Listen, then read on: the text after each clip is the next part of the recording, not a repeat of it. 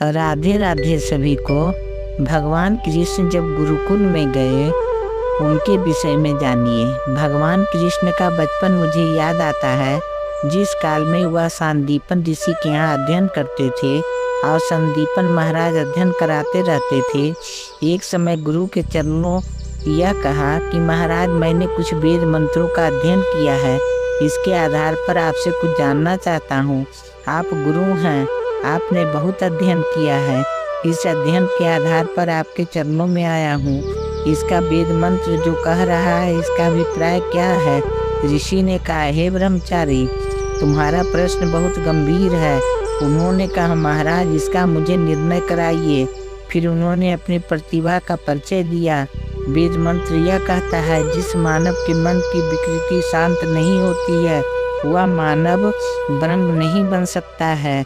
तुम्हें ब्रह्म बनना है और ब्रह्म बनकर तुम्हें अपनी मुद्रिका को जानना है। भगवान कृष्ण वायु और पृथ्वी दोनों का मिलान को जानना चाहते थे। संदीपन गुरु ब्रह्मचारी के प्रश्न का समाधान करते हुए अपने वेद मंत्र का परिचय देने लगे।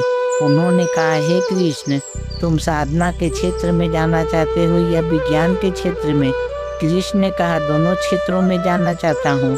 उन्होंने कहा, यदि तुम इस विज्ञान में जाना चाहते हो तो तुम अपनी मुद्रिका को जानो। मुद्रिका क्या है? ब्रह्म जगत और आंतरिक जगत दोनों पर तुम्हें अध्ययन करना है। अध्ययन कैसे करना है?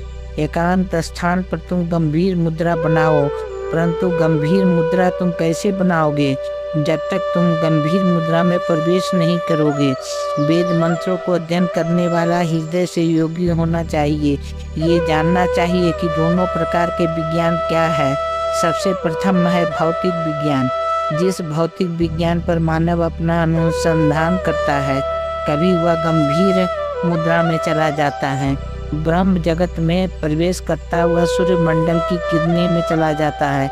तुम्हारी जो अध्ययन करने की प्रवृत्ति है वह तुम्हारी विशाल उस काल में बनेगी जब तुम अपने हृदय ज्योति में अपनी महिमा के द्वारा साधन कृतियों में मुद्रा बनाओगे।